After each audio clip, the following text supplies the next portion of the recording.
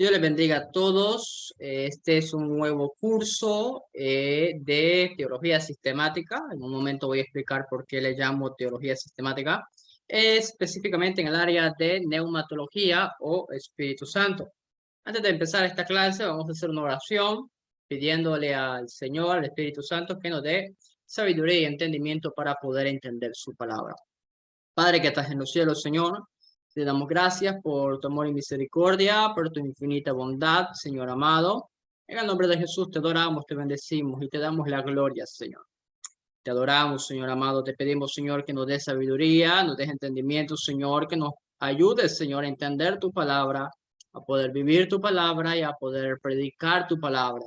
Gracias, Señor, te damos en el nombre de Jesús. Amén. Este grupo de estudio está enfocado específicamente en lo que es la teología sistemática. Ahora, hay dos formas de hacer teología. Bueno, hay más en realidad, pero en las que estamos trabajando actualmente son dos métodos. Número uno, hacemos teología bíblica, que la teología bíblica se centra en el estudio bíblico, en el estudio de los libros, en el estudio de los autores, en el estudio de la teología de los autores. Entonces, en la teología bíblica vamos estudiando libro por libro, autor por autor, que es lo que estamos haciendo en el curso de Panorama del Nuevo Testamento. Si usted ve, nosotros no vamos estudiando temas, vamos estudiando libros y los temas van saliendo con el libro. De preferencia es mi preferido método de estudio, la teología bíblica. Y en este segundo grupo vamos a estar estudiando lo que es la teología sistemática. Ahora, la teología sistemática estudia las grandes doctrinas, ya no estudia los libros como tal, sino que estudia las doctrinas y los temas que se han desarrollado a través de todos los libros de la Biblia. Entonces, por ejemplo, en la teología sistemática hay varios temas, pero hay específicamente 12 que abarcan toda la teología sistemática.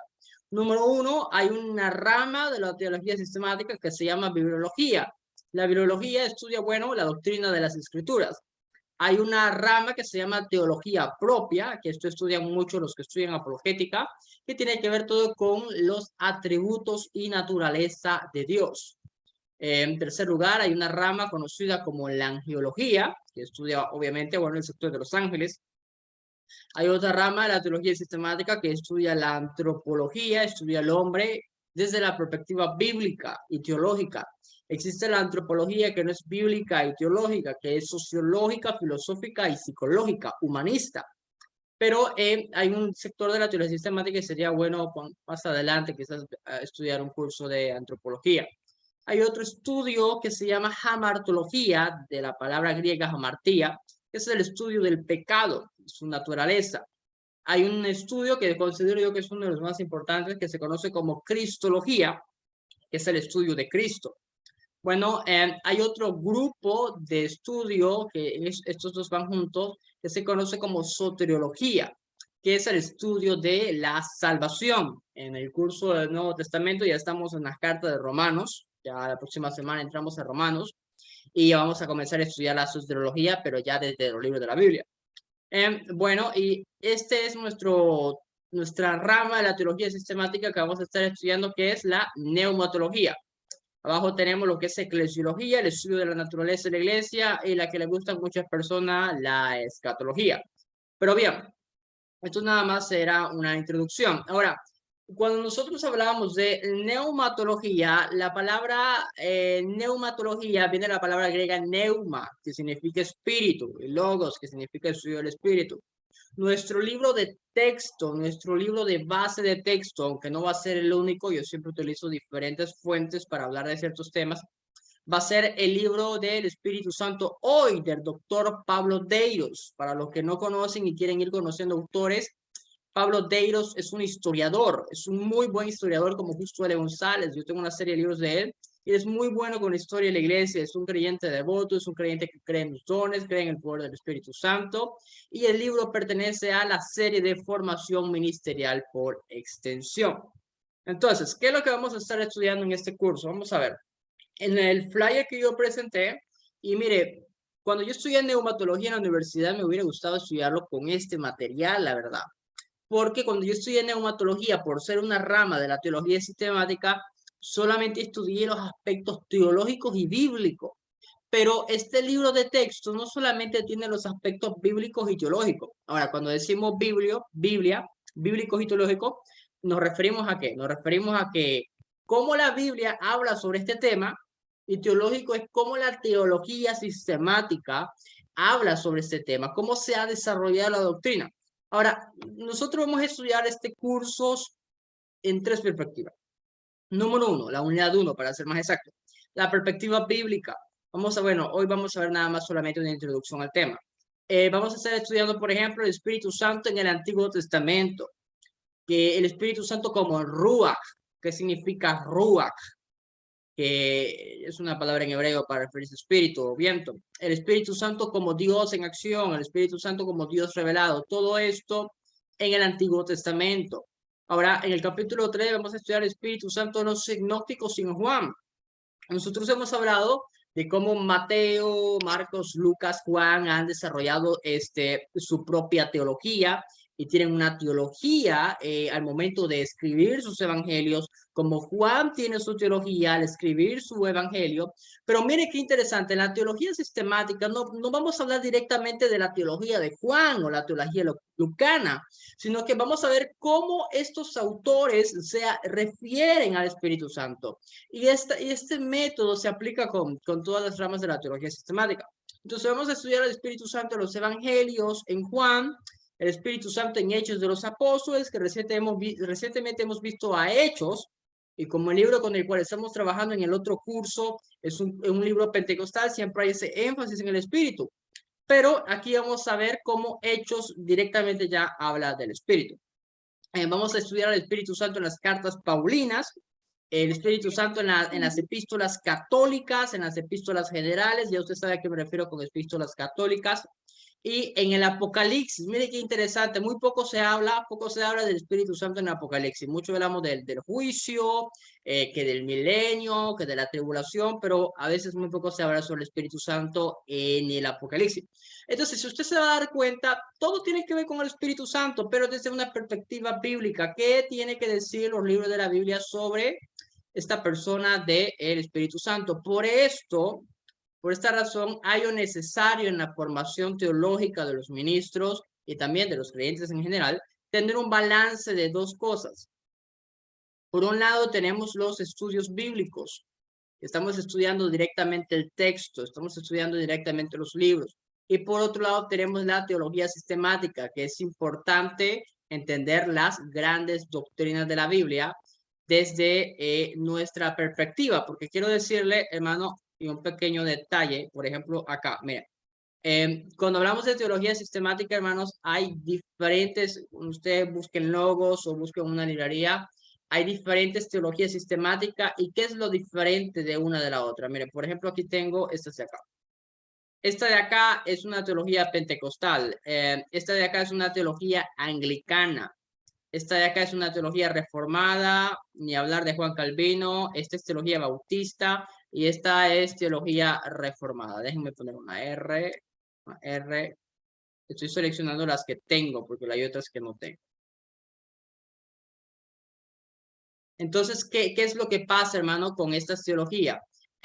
Estas teologías de acá hablan de los mismos temas que nosotros que mencioné anteriormente, ¿no? Pero lo que sucede es que estas teologías presentan las perspectivas denominacionales que hay. Usted sabe que en la iglesia cristiana hay diferentes denominaciones. Entonces, cada teología sistemática hace teología desde su denominación. Entonces, por eso es importante estudiar con material pentecostal. Todo el mundo conoce la teología sistemática de Horton, pero no crea que todas las teologías sistemáticas que existen dicen lo mismo o presentan lo mismo de la misma manera que Horton. Ya, un pequeño paréntesis con eso. Bien, entonces, habiendo acabado la unidad 1, ahora hemos visto lo que es el Espíritu Santo de Antiguo a Nuevo Testamento. Y esa es la parte que a mí me hubiera gustado tomar en la universidad cuando tomé esta materia. La perspectiva histórica del Espíritu Santo. Ahora, ¿qué es la teología histórica? En la teología histórica, nosotros estamos estudiando cómo se ha desarrollado la iglesia desde Pentecostés hasta el tiempo contemporáneo. Por ejemplo, a veces algunos cristianos se preguntan, ¿y por qué hay tantas denominaciones? ¿Y por qué creemos diferente? ¿Por qué algunos piensan esto? ¿Por qué algunos piensan otro? ¿De dónde sale el movimiento neocarismático? ¿De dónde salieron los apóstoles modernos? Todo tiene una historia. Entonces, este es un aspecto que a mí me hubiera gustado estudiar en la universidad, que es, vamos a estudiar la doctrina del Espíritu Santo, cómo se ha desarrollado a través de la historia de la iglesia cristiana. Por ejemplo, vamos a estudiar al Espíritu Santo en los primeros 500 años de la historia, antes que se desarrollara ya el sistema católico romano. Luego vamos a estudiar al Espíritu Santo o la doctrina, cómo se ha desarrollado la doctrina del Espíritu Santo en la Edad Media. Permítanme que creo que aquí tengo mejor, no sé. Ya. Luego vamos a estudiar al Espíritu Santo en lo que es la Reforma Protestante. Así que este curso, aparte de ser un curso de teología sistemática del Espíritu Santo, le va a ayudar a usted a tener un pantallazo de la historia de la iglesia. Obviamente tome en cuenta que va a desarrollar el autor la historia de la iglesia en torno al Espíritu Santo. Luego vamos a estudiar la doctrina del Espíritu Santo en la era moderna y en la posmodernidad, o sea, en el tiempo de las luces, de la iluminación, de la modernidad, al posmodernidad que ya es ahora. Ahora, posmoderno no significa que sea malo, simplemente es de nuestros tiempos. Entonces, esa es la segunda unidad. Vamos a estudiar el Espíritu Santo a través de la historia de la iglesia. Y por último, en la tercera unidad vamos a estudiar ya la perspectiva teológica ya de lleno, ya es final. El Espíritu Santo, la naturaleza del Espíritu, las relaciones del Espíritu Santo, la función del Espíritu Santo.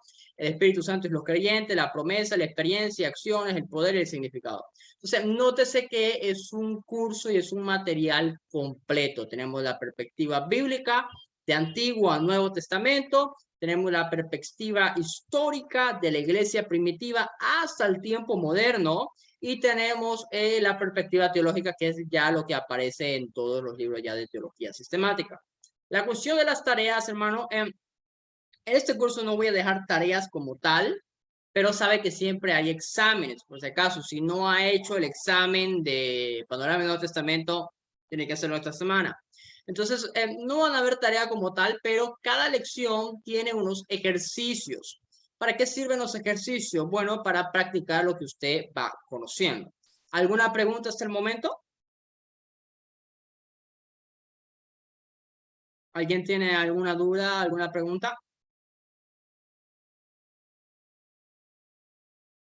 ¿Todo correcto?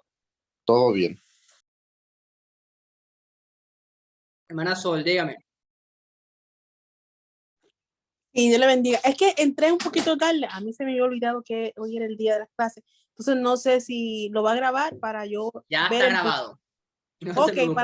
Ya está grabado. ok.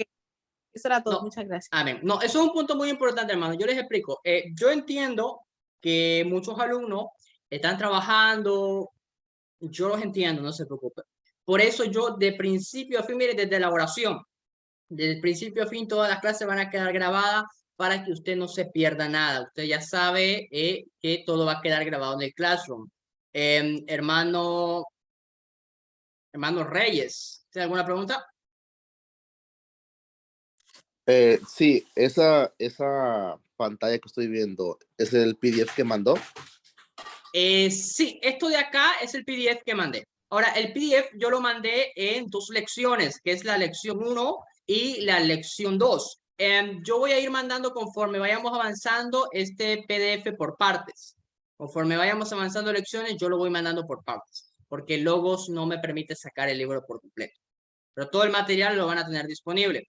Y siempre cuando toca alguna actividad o algo, yo mando material extra para leer, lecturas extra. Ah, ok, está bien, gracias. Amén. Bien, veamos un poquito qué nos dice el autor del tema. Yo les digo, yo he disfrutado leer a Pablo Deiros y hay pocos libros, pero los pocos que hay son muy buenos. Dice, en las últimas décadas del siglo pasado se ha observado un renovado énfasis en la doctrina cristiana del Espíritu Santo. Un detalle, hermano, un detalle muy importante. El movimiento pentecostal como tal, hay algunas tradiciones que hacen mucha burla al movimiento pentecostal y a veces ellos dicen que en qué aporta el pentecostalismo a la teología, en qué aporta el pentecostalismo a la Iglesia Universal. Desde el nacimiento del movimiento pentecostal, que fue por allá en el año 1900 y tanto, ha habido un gran interés en los campos teológicos de neumatología y ha habido un despertar, porque hay momentos en que la iglesia se duerme, hay que reconocerlo, hay momentos que nos dormimos. Entonces ha habido un despertar amplio de nuestro movimiento a la iglesia de Jesucristo como tal en el estudio del Espíritu Santo. Dice, mire, y justamente aquí el autor ya se me adelantó. El surgimiento del movimiento pentecostal a principios del siglo XX y su rápida difusión, particularmente en América Latina, ha sido y es expresión de este énfasis doctrinal. En la segunda mitad del siglo pasado es desarrollado el movimiento carismático, tanto católico como protestante, nos ha llamado nuevamente la atención sobre esta misma cuestión. De una u otra manera, la doctrina del Espíritu Santo se ha transformado en un tema de interés, polémica, curiosidad o de un auténtico redescubrimiento de verdades bíblicas, olvidadas o no tomadas muy en cuenta. Este interés por la persona y obra del Espíritu Santo es bastante generalizado. En los últimos 20 años ha sido acompañado a procesos de renovación espiritual, nuevas manifestaciones de espiritualidad cristiana y un cierto despertar de la iglesia en el continente. Por cierto, en todos estos procesos, como ha ocurrido siempre en la historia del testimonio cristiano, ha existido el peligro de centrar el interés sobre los aspectos más emocionales y externos de la experiencia del Espíritu Santo.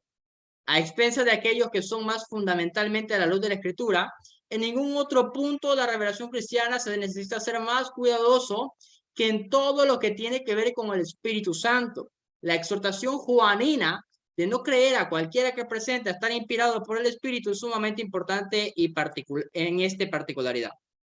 Por ejemplo, yo estaba escuchando, y mire, es que hay que tener cuidado lo que uno no repite.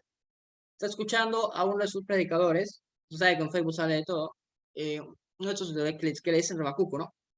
Y él decía, es que a mí Dios me dijo bajo una revelación, bajo una palabra de parte de Dios, decía el predicador, que no es lo mismo la unción que tener la presencia. Y él dice, la unción es cuando Dios te toca y la presencia es cuando Dios te transforma. ¿Sabe qué es lo interesante? Lo interesante es que esta idea de que la unción es una cosa y la presencia es otra, esta idea la he escuchado en otra gente. La he escuchado en otra gente, otros predicadores. Entonces, hermano, yo lo hablo y suena bonito, suena llamativo, suena como que estoy diciendo algo nuevo. Pero si yo me pongo a estudiar realmente la escritura, si yo me pongo a pensar un momento, a ver, unción, la unción tiene que venir de Dios. Si viene de Dios, tiene que transformar, tiene que cambiar. No recuerdo, hay una cita de un profeta que dice que la unción pudre los yugos, y eso tiene que ver con cambio, tiene que ver con transformación. Entonces hay que tener cuidado y sumamente cuidado con esta cuestión del Espíritu Santo, con esta cuestión de que Dios me ha revelado, Dios me dijo, y mire, los que me conocen acá, solamente creo que el hermano Reyes es nuevo, saben que yo soy muy pentecostal en todo ese aspecto. Puedo conservar el aspecto académico, el aspecto pentecostal, tranquilamente sin ningún problema. Pero hay que tener cuidado en las cosas que estamos diciendo, en las cosas que estamos enseñando, y principalmente quienes estamos escuchando, y peor, repetir cosas que pues, no tienen siquiera ningún fundamento bíblico. Entonces, no obstante, la inquietud generalizada por conocer más y mejor el Espíritu Santo parece legítima y auspiciosa. No se trata de buscar la elaboración de una nueva doctrina o la reformulación de una doctrina tradicional.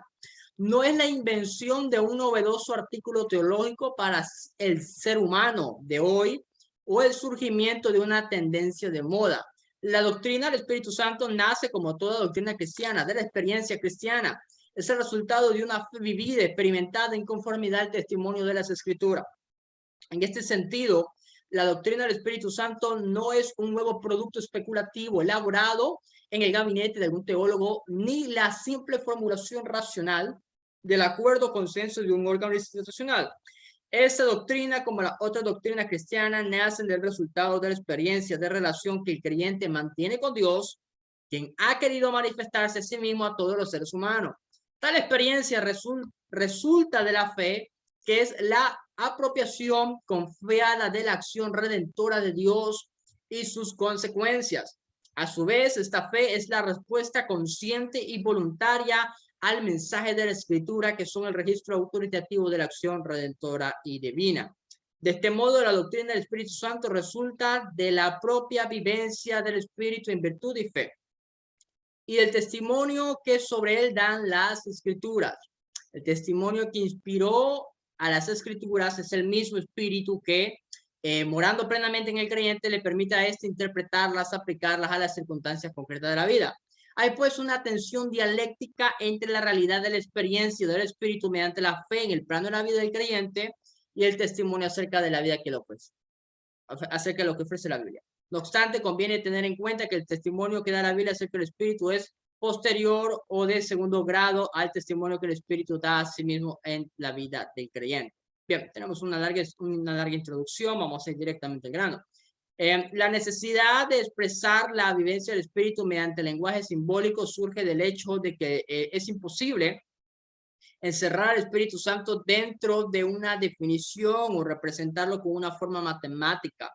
Lo religioso y particularmente la experiencia que tenemos de Dios tienden a expresarse por medio de símbolos y no por medio de tesis o proporciones lógicas.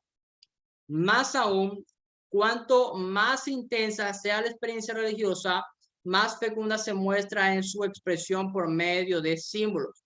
Pero el símbolo no agota la posibilidad del significado del Espíritu.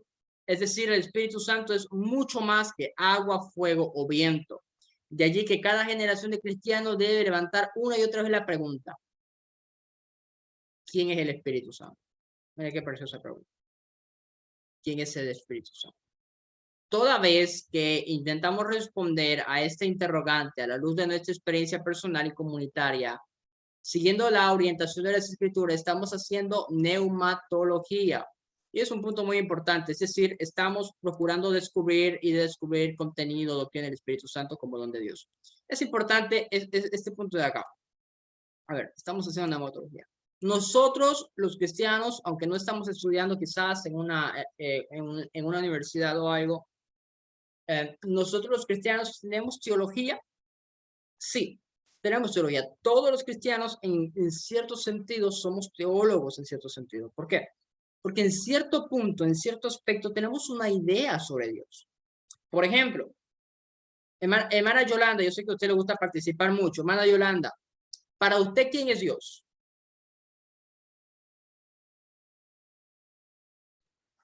Dios es un ser supremo, el cual creó todas las cosas y que tiene cuidado de cada uno de nosotros.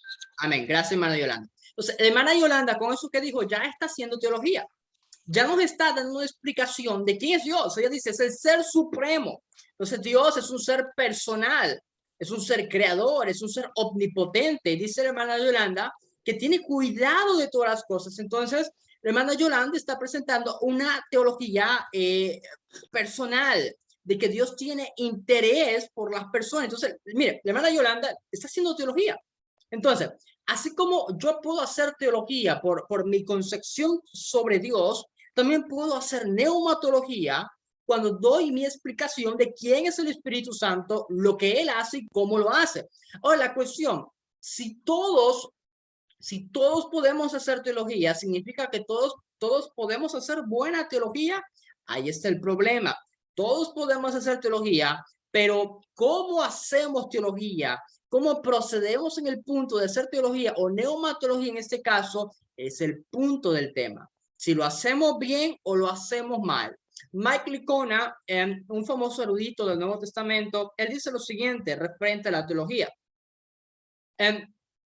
Si la teología trata de lo eterno, si la fe trata de lo eterno, si lo que yo creo define si voy a estar en el cielo, si voy a estar en el infierno, más vale que lo esté haciendo bien. O sea, sí, es importante para no caer en una herejía, que mucha gente ha caído en herejía sin saber lo que es. Sí es importante mi concepción, que tiene que ser obviamente bíblica, de quién es el Espíritu Santo, más me vale hacer un estudio riguroso de quién es el Espíritu Santo, para cuando a mí me pregunten, ¿quién es el Espíritu Santo? Yo tengo que saber y responder quién es el Espíritu Santo. Bien, entonces, con eso dicho, vamos a empezar. Dios y el ser humano son diferentes. Hay entre ambos un profundo abismo que los separa. La historia de la salvación no es otra cosa que el insistente esfuerzo de Dios por saltar ese abismo. Desde los días de Adán y a lo largo de todos los tiempos del Antiguo Testamento, vemos a Dios visitando a su pueblo una y otra vez, pero siempre con él de un lado del abismo y sus criaturas del otro lado. No obstante, el Creador se muestra como tomando siempre la iniciativa para tratar un puente de reconciliación entre él y su criatura. Manifestándose como el ángel del Señor, Dios se apareció a los seres humanos y el Espíritu del Señor obró a través de ellos y sobre ellos en los tiempos del Antiguo Testamento. Pero el abismo no desapareció. Entonces tenemos una actividad de Dios y del Espíritu Santo eventual y no totalmente permanente en el Antiguo Testamento. En Cristo, por fin, Dios mismo cruzó el abismo. Esto ocurrió cuando el Verbo se hizo carne y habitó entre nosotros. Fue entonces que el abismo desapareció definitivamente para todos aquellos que por fe se han atrevido a transitar el puente hacia él. Construido con la cruz de su Hijo, después de la ascensión de Jesús, Dios en el Espíritu Santo vino a morar con su pueblo redimido, conforme a la promesa y afirmación de Jesús. Vive con ustedes y estará con ustedes. Juan 14, 17. Esto destaca la importancia de un entendimiento claro de la persona y obra del Espíritu Santo. El propósito de la encarnación fue revelar al Padre. Mire qué poderoso esto. Y esto lo hemos hablado en el curso del Nuevo Testamento. Jesús es la revelación del Padre, más Jesús no es el Padre. Creemos en la Trinidad. Ahora, si Jesús es la revelación del Padre, el Espíritu Santo revela al Hijo. El Espíritu Santo nos guía al Hijo. El Espíritu Santo da gloria al Hijo. Por eso Juan dice, nadie, no recuerdo exactamente la cita, no sé por qué nunca me memorizo bien la cita, pero nadie que hable por el Espíritu, dice Juan, llama anatema a Jesús. Mire qué interesante. El Espíritu realmente revela al Hijo. La Biblia enseña, yo le recomendaría, hermano, esos PDF que yo le estoy mandando, yo creo que la hermana Llorando lo hace, imprímalos. Los imprime en hojas de papel, de modo que en otro tipo de hoja, los imprime y los lee con calma. Son muy buenos estudios. La Biblia enseña claramente que el Espíritu Santo es el intérprete de Jesucristo. O sea, mira, aquí tenemos otro punto muy importante. ¿Cómo yo puedo conocer más a Jesús, aparte de la Biblia? Bueno, al Espíritu Santo. Eso es una muy buena oración. Espíritu Santo, muéstrame cómo es Jesús. Yo quiero conocer más a Jesús. No es que Él ofrezca una revelación nueva, junto con eso, sino que más bien aclara la mente del ser humano, capacitándolo así para descubrir un significado más profundo en lo que respecta a la enseñanza, vida y a la obra de Cristo. Así como el Hijo no habló de sí mismo, sino que habló lo que había recibido del Padre, así tampoco el Espíritu Santo habla de sí mismo, como si fuera una fuente distinta de información, sino que declara todo lo que oye en la vida interior de la Trinidad. Todo eso destaca la importancia de un entendimiento claro de la persona y obra del Espíritu Santo. Sin embargo, hay dos cuestiones preliminares que debemos considerar. La negligencia en la consideración del Espíritu Santo. En primer lugar, no se ha prestado suficiente atención al Espíritu Santo. Bueno, quizás en nuestro entorno no, porque como dice el autor, nosotros hablamos mucho del Espíritu Santo, pero en otras tradiciones cristianas sí. En verdad, si bien se ha hablado mucho de que el Espíritu Santo en la última década, la doctrina cristiana del Espíritu Santo no ha sido suficientemente desarrollada. Stanley, vamos a llamarle Stanley nomás. La doctrina del Espíritu Santo es al mismo tiempo la más central y la más descuidada de la fe cristiana. Es la más central en el sentido de que todos en los evangelios está energizado y motivado por y a través de su agencia. El Nuevo Testamento, como lo señala un comentarista, es preeminentemente el libro del Espíritu Santo.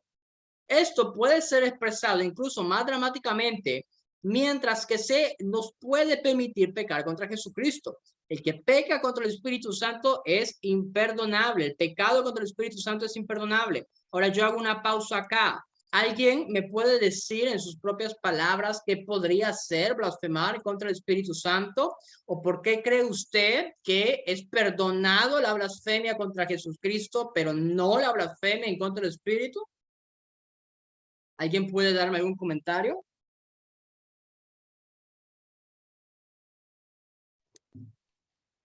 Yo tengo entendido que la blasfemia contra el Espíritu Santo es de decir algo que es de Dios, decir que es del diablo. Ahora, hermana Sol, ¿por qué usted cree que está perdonada la blasfemia a Jesucristo, pero no al Espíritu Santo?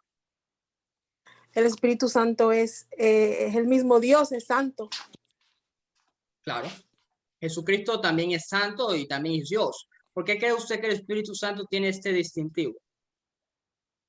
Porque creo que el Espíritu Santo, porque es la misma esencia de Dios. Amén. Gracias, hermana Sol. Está bien. Entonces, mire, tenemos este detalle muy importante. La hermana, creo que todos entendemos muy bien que blasfemar contra el Espíritu es atribuir la obra del Espíritu al diablo o a los demonios. Y este era el caso de los fariseos, ¿no? Los fariseos le decían a Jesús, no, tú estás echando los demonios por el poder de Belcebú. No, realmente era por el poder de Dios, por el poder del Espíritu. Sabemos que Jesús fue empoderado por el Espíritu. Entonces, hay esta cuestión que es muy importante el tema del estudio del Espíritu Santo, de modo que tengamos cuidado en reconocer e identificar cómo opera el Espíritu. Por ejemplo, mire, y creo que esta clase va a ser un poquito larga.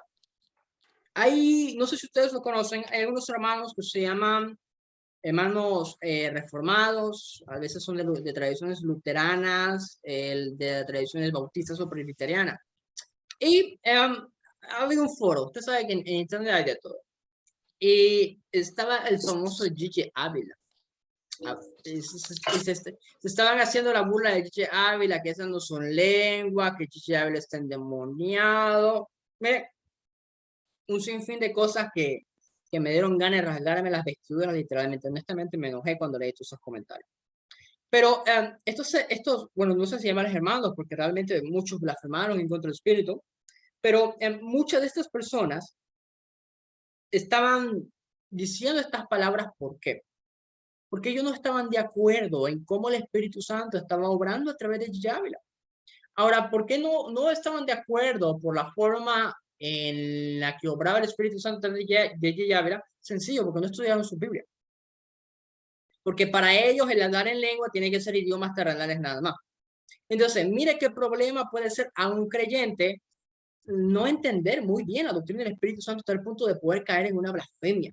Entonces, por eso, y este ha sido uno de los propósitos principales de iniciar un curso de neumatología. Entonces, no obstante, mientras el cristianismo es así tan firmemente neumocéntrico como cristocéntrico, la doctrina ha permanecido como periférica a lo largo de la mayor parte en la larga historia del pensamiento doctrinal. Esto está, bueno, es un libro en inglés. Causas para la negligencia del Espíritu Santo. Se pueden apuntar por lo menos unas 3 causas. La primera, razones relacionadas con el Espíritu Santo mismo. Por un lado, hay razones que están relacionadas con el Espíritu Santo mismo. Así pues, está el carácter del Espíritu, la actitud, la tarea fundamental del Espíritu mismo es señalar a Jesucristo y dar testimonio de Él en lugar de llamar la atención sobre sí mismo. A la luz de esta verdad, se justifica el relativo silencio que la Iglesia ha guardado en torno a esta experiencia y doctrina. Esto está también la naturaleza del Espíritu. Esto tiene que ver con quién es Él. De modo que el descuido apuntado no se debe tanto a la indiferencia en hablar sobre el tema como a que es difícil definir el Espíritu Santo. Pues esta es la vida, poder y potencia y la actividad misma de Dios. Y además está la revelación del Espíritu. Pues Él quien inspiró la Sagrada Escritura, pero no hay en ellas un tratado neumatológico explícito.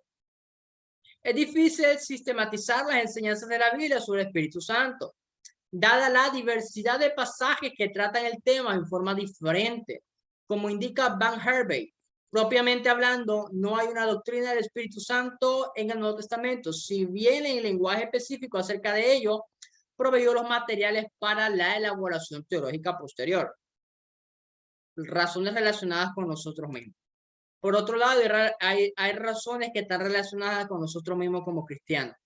Históricamente, el cristianismo no ha dado definiciones claras de la persona y obra del Espíritu Santo.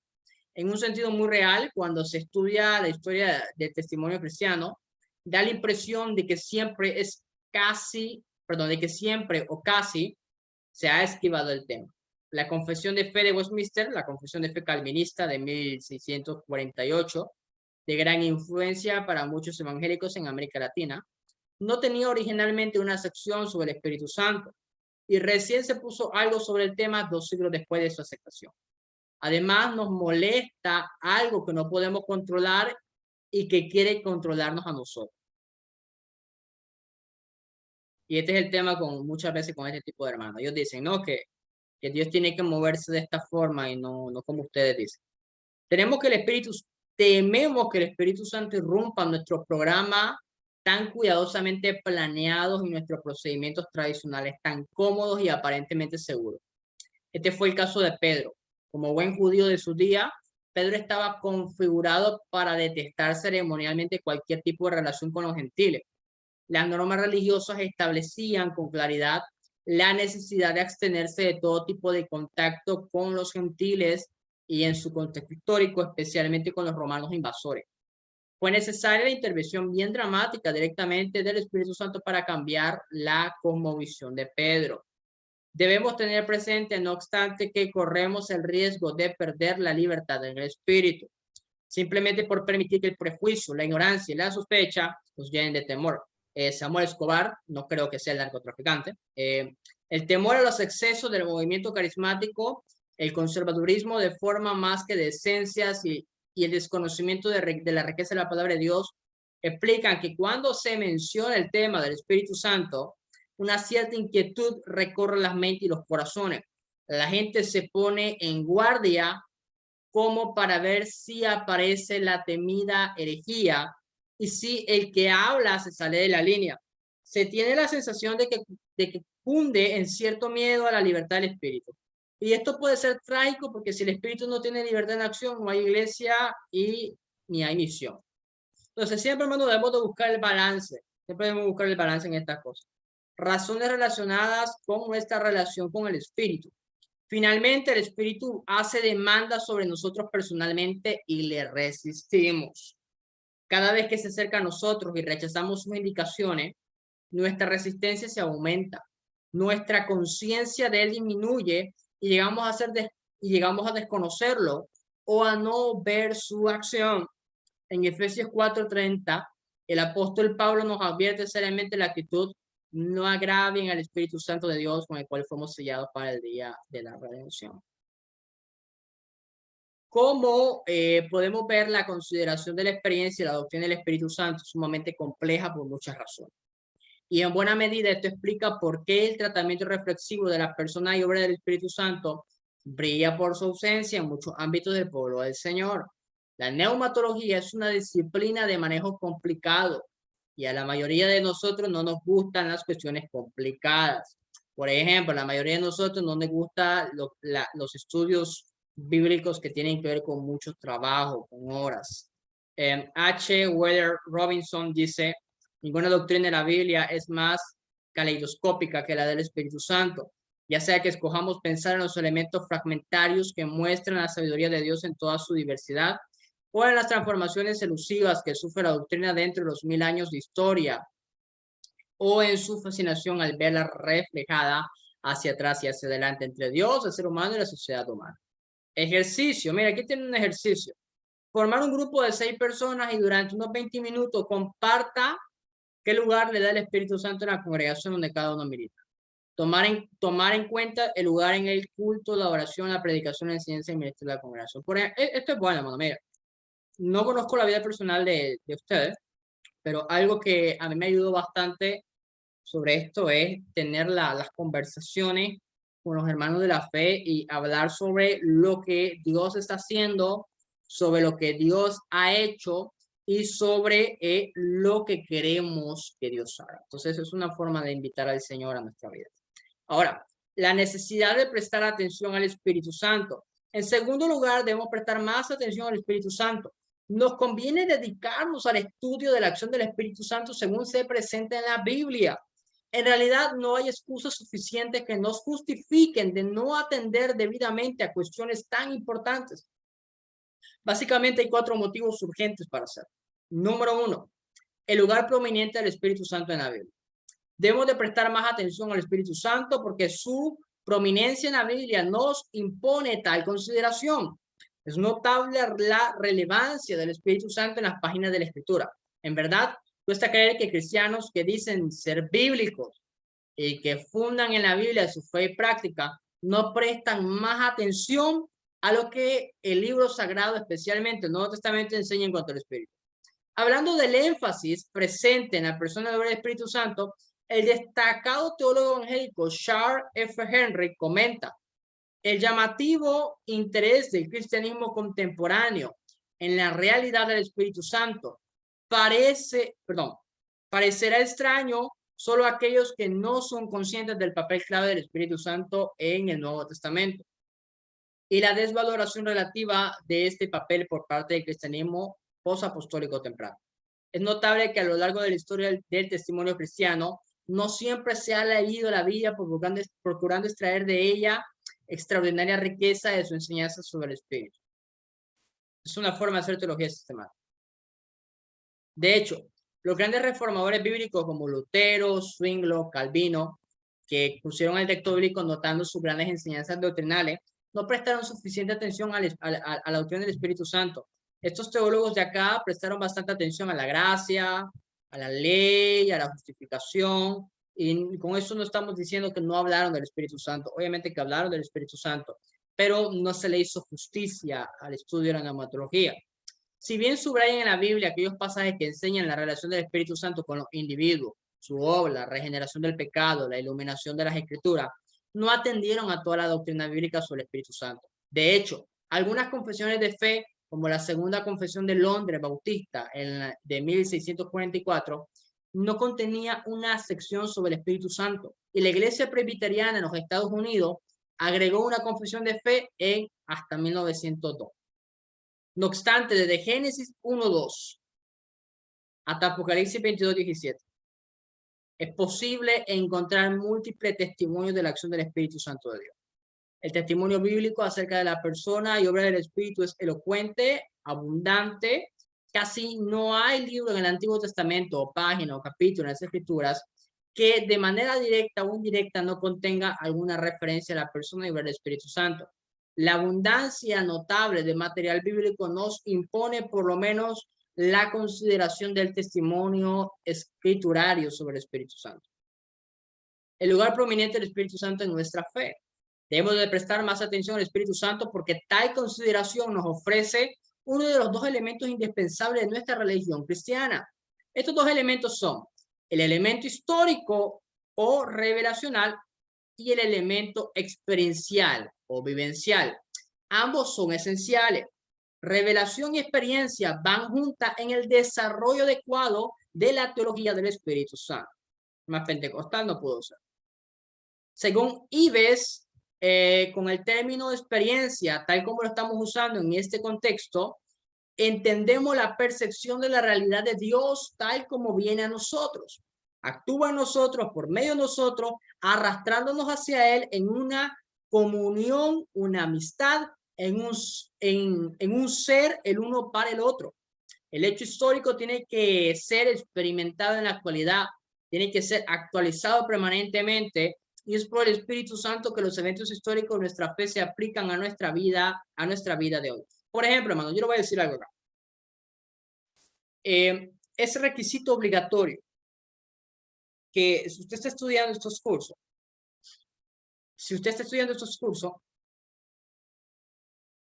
amén, estamos ahí. Creo que tuve un pequeño problema con Zoom. Estamos todos ahí, ¿no? No se ha cortado. Sí, aquí estamos. Okay. Bien, si usted está estudiando estos cursos, esto debe ser importante en este sentido. De 2 formas. si usted está estudiando, usted debe procurar que todo lo que está aprendiendo, enseñarlo a otra persona, y preferiblemente en su iglesia local, en el lugar donde Dios le ha plantado. Quizás no le den oportunidad o no sé cómo sea el aspecto con su iglesia local, pero cuando tenga la oportunidad, todas las horas que usted lleva viendo videos, estudio bíblico, aproveche para preparar una buena enseñanza. Número 2, todo lo que usted esté estudiando, tanto en el curso del Nuevo Testamento como lo que va a estudiar en este curso, tiene el propósito de acercarlo más al Señor. O sea, que si usted lleva varios meses estudiando y con todo lo que ha estudiado no le ha hecho acercarse más al Señor, debe de poner una pausa y comenzar a reflexionar. Dios me está ayudando a entender más su palabra. Dios me está ayudando a entenderlo más a Él. Esto debería acercarme más a Él. Entonces, si no está sucediendo eso, termina la clase y usted acérquese en oración, acérquese al Señor. Señor, te doy gracias porque me estás permitiendo aprender más, conocer más, quiero vivir más tu palabra. Entonces, yo no creo en una teología que simplemente esté basada en el conocimiento y que no aplique nada a la vida personal. O sea, un pequeño paréntesis. Esto es lo que estaba en la mente de Jesús cuando, refiriéndose a la acción del Espíritu, decía: cuando venga el Espíritu de la verdad, Él os guiará a toda la verdad, porque no hablará por su propia cuenta, sino que dirá solo lo que oiga y les anunciará las cosas por venir. Él me glorificará porque tomará de lo mío y se lo dará a conocer a ustedes. Todo cuanto tiene el Padre es mío.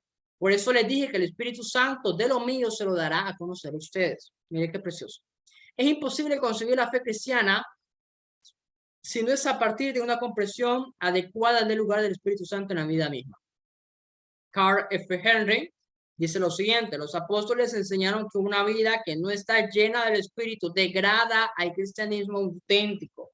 Yo creo que si el cristianismo ha perdido en cierto sentido influencia en el mundo, es por esto. Solo una vida llena del Espíritu Santo preserva la intención divina de que el ser humano viva en una comunión espiritual, moral, plena con su Creador. Queda el hecho de que muchas iglesias cristianas han oscurecido la persona y la obra del Espíritu Santo durante mucho tiempo, y que la recuperación de la doctrina de la realidad del Espíritu parte de la comunidad de la fe espiritualmente imperativa. El lugar prominente del Espíritu Santo en nuestra doctrina. Debemos de prestar más atención al Espíritu Santo porque tal consideración nos ayuda a hacer frente a muchas perversiones de la doctrina del Espíritu Santo. Como por ahí decía un apóstol, que el Espíritu Santo es mujer, porque ruach es una palabra hebrea femenina. Yo no entiendo cómo llegan a esas conclusiones, porque por ejemplo, neuma en el Nuevo Testamento no es femenino, neuma es neutro. Entonces le quieren añadir género al Espíritu Santo basado en aspectos gramaticales que no tienen ese propósito. Entonces, en este sentido, hay dos extremos que debemos evitar. Por un lado, debemos evitar el esfuerzo por canalizar la gracia de Dios por medio del sacerdote y los sacramentos, como ocurre en la Iglesia Católica Romana. Esto lleva al sacerdotalismo y el sacramentalismo, que son prácticas ajenas al Evangelio cristiano. Estas mediaciones de factura humana conducen a la idolatría, el desplazamiento de Dios del centro de la acción redentora.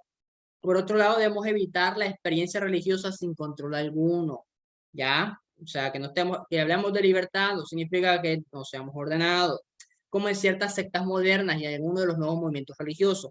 Aquí también el riesgo es de caer en forma de idolatría. La idolatría de cierta experiencia religiosa. La experiencia es importante en la fe pentecostal, pero la experiencia no es el centro es Jesucristo. En las que Dios es reemplazado por un cierto tipo de emoción, fenómeno subjetivo. Una consideración adecuada de la neumatología, doctrina del Espíritu Santo, puede ayudarnos a elaborar una doctrina cristiana auténtica, sólidamente fundamentada en las Escrituras y firmemente probada por la experiencia de la fe. En tiempos como los que estamos viviendo, en los que superabundan los testimonios de la obra del Espíritu Santo, es importantísimo la formulación de una neumatología balanceada que nos permite evitar estos extremos que solo producen confusión y esterilidad. Tenemos otra cita. Ya es tiempo del Nuevo Testamento, la iglesia tuvo que contender tanto con tendencias exuberantes y aberrantes e incluso con desarrollos demoníacos. De allí que el apóstol Pablo advierte contra los excesos espirituales y el apóstol Juan proyecta pruebas para discriminar entre lo divino y lo demoníaco.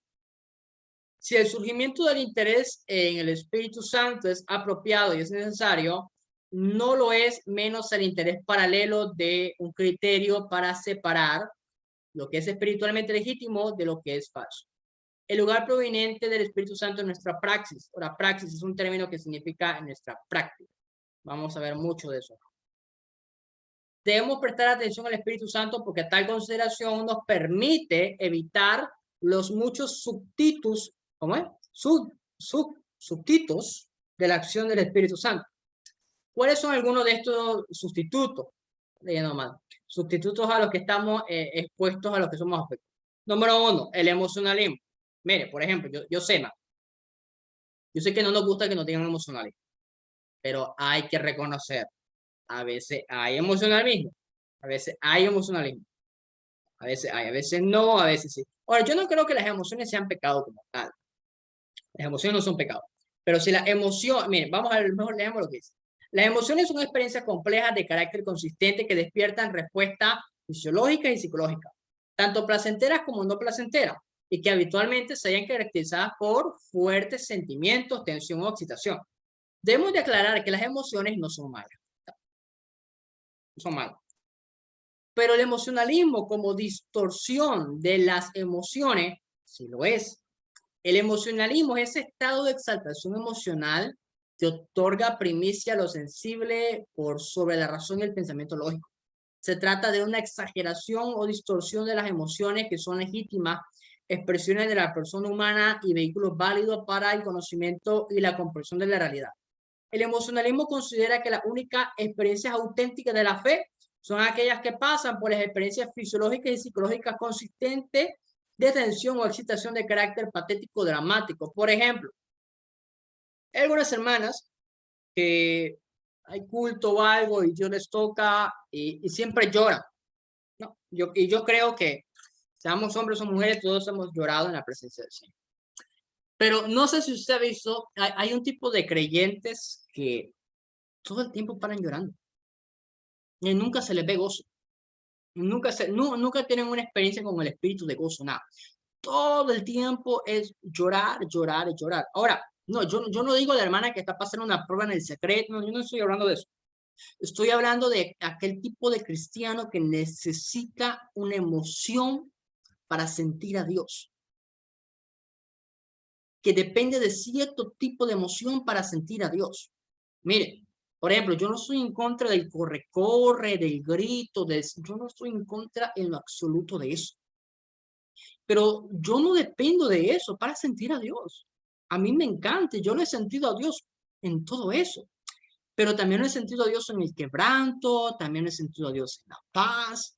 Entonces, mi experiencia con Dios no depende de cierto tipo de emociones. Depende de que yo esté dispuesto con el Señor. Entonces, hay que tener cuidado de depender de cierto tipo de emociones para tener una experiencia con Dios. Entonces, los extremos nunca son buenos. El activismo. El activismo es una distorsión de la acción humana que hace de ella un fin en sí mismo. Quizás por esto mismo el activismo desplaza la acción del Espíritu Santo por la actividad en sí. Generalmente de gestión puramente carnal. De este modo, la actividad en cuestión se torna en el centro y en lo más importante, mientras que el espíritu que la genera es marginado, no tomado en cuenta. El activismo no es compatible con el desarrollo de una auténtica espiritualidad, ya que centra su acción en sus propios recursos y eficacia. Es decir, confiar en los caballos más que en el espíritu. Greg Ogden dice lo siguiente sobre el activismo. El ministerio real es concebido como una actividad que está directamente relacionada con el desarrollo de un programa o el involucramiento de la gente. La oración y el estudio son actividades que hacemos en nuestro propio tiempo, sea el que fuere. Hilario de Tours llamó a esto una ansiedad blasfema por hacer la obra de Dios para él. El activismo y la actividad entonces se transforma en la medida del éxito en el ministerio, así como en una determinante de valor. En realidad que el activismo se convierte en otro medio por el cual la congregación depende de nosotros, líderes. El organizacionalismo. Organización es toda recta disposición o correcto ordenamiento de los medios para alcanzar un fin determinado. Pero el organizacionalismo hace de la organización un fin en sí mismo. Cualquier grupo social presenta cierto grado de organización en el sentido de configurar una estructura administrativa, funcional, con fines determinados. Cuando el Espíritu Santo es desplazado de la organización, se cae el organizacionalismo. Esto resulta en la marginación del Espíritu cuando no en el pecado de la blasfemia del Espíritu Santo. Y esto fue lo que pasó con la Iglesia Católica. Más que una organización, la comunidad de fe, la iglesia es un organismo como tal, debería de estar profundamente ocupada en transformarse en un organismo vibrante, energizado y transformado por la iglesia, por la vida del Espíritu. Esto solo puede ocurrir cuando los seguidores de Jesús expresan una comunión de amor sincera en el nombre de Jesús, y no meramente una alianza o una determinación estructural formal. La mejor medicina para esta organización es un énfasis renovado sobre la vida orgánica de la comunidad de los santos, que lo lleve a reevaluar la salud de sus iglesias, denominaciones, organizaciones, agencias misioneras y estructuras eclesiásticas. No tanto en términos de lo que hacen o no hacen, sino más bien sobre la base de su proximidad o distanciamiento del Señor. El institucionalismo.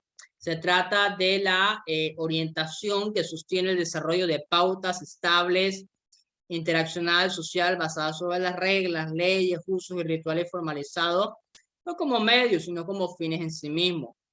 Esto sobre la institución hace que la conducta sea social, sea predecible, definiendo la conducta esperada y considerada legítima en roles sociales específicos. Cuando el institucionalismo ocurre en agrupaciones religiosas, estas dejan de ser movimientos en torno a una nueva experiencia religiosa o a la revisión o renovación de una conocida. Desarrollan una estructura de gobierno y pautas de interacción y un sistema de doctrina que consideran propias. Cuando movimientos religiosos se institucionalizan y cae presa del institucionalismo, pasa a ser una denominación y no queda mucho espacio para la presencia y acción del Espíritu Santo. Bien, vamos a ver las dos últimas. El subjetivismo.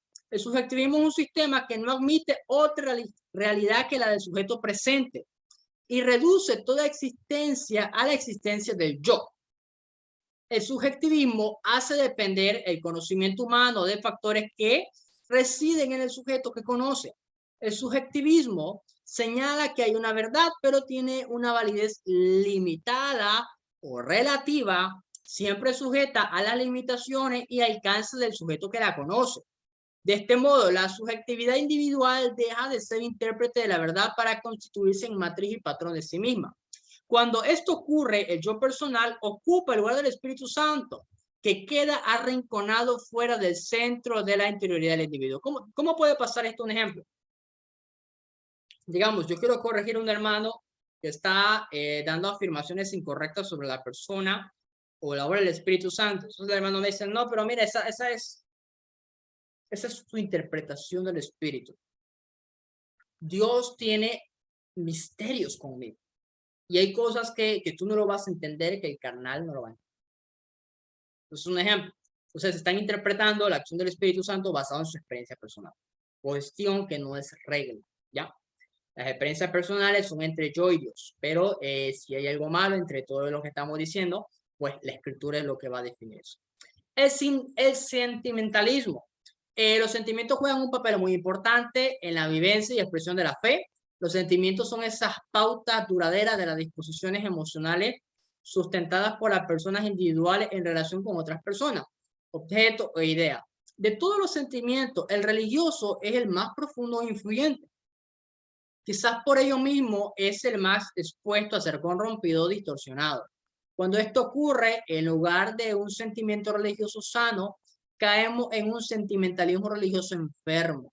Esta es la forma de sentimentalismo, significa pensar que la fe y práctica cristiana pasan exclusivamente por una exagerada sensibilidad y el imperio de los sentimientos con exclusión de la reflexión y el razonamiento lógico. Esto ocurre cuando se da una devoción sentimental al Espíritu Santo, carente de todo fundamento bíblico y de una sólida reflexión teológica. Conclusión. En los capítulos que siguen procuraremos darle a la persona y obra del Espíritu Santo la atención que se merece. No para satisfacer cierta curiosidad de moda, sino para poder entender mejor su relevancia en nuestras vidas y ministerio. A menos que creyentes e iglesias hoy entiendan el lugar del Espíritu Santo en el cumplimiento de la misión que el Señor nos ha confiado, será más fácil que podamos obedecer con frutos abundantes la comisión que Él nos dejó para cumplir en el mundo. En tiempos como estos, cuando la percepción del inminente e inmediato retorno de nuestro Señor pone urgencia al completamiento de la misión de Dios. Cristo viene en el mundo a través del pueblo redimido. Debemos de reexaminar el papel del Espíritu Santo en las mismas. La palabra con que Jesús se despidió a los discípulos hace más de 2000 años son las mismas que retumban hoy en los oídos de sus discípulos actuales, mientras aguardamos su regreso en gloria. Cuando venga el Espíritu Santo sobre ustedes, recibirán poder. Me serán testigos hasta los fines de la tierra. Amén. ¿Alguien tiene alguna duda para ir concluyendo? ¿O todo quedó claro?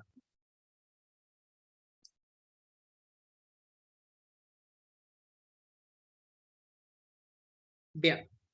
Si no hay duda ni preguntas, vamos a concluir. Nos hemos tirado una hora bien estudiada. Vamos a concluir con una oración, que es el Señor bendiciendo este curso. Son 3 meses que va a durar este curso. Y que en toda esta experiencia que estamos estudiando, yo le digo, neumatología es una materia hermosa, preciosa, que espero le ayude mucho en su vida cristiana y en su ministerio cristiano. Así que demos gracias al Señor por eso. Padre que estás en los cielos, Señor, te adoramos y te bendecimos y te damos gracias, Señor, en esta noche te damos gracias por la oportunidad, por el privilegio que nos da, Señor, de estudiar a la persona del Espíritu Santo. En esta noche, Señor, y durante todo este curso, que tu Espíritu Santo nos vaya enseñando, nos vaya dando sabiduría y nos vaya ayudando, Señor, a conocerte más, a comprenderte más y a predicarte de forma bíblica, Señor.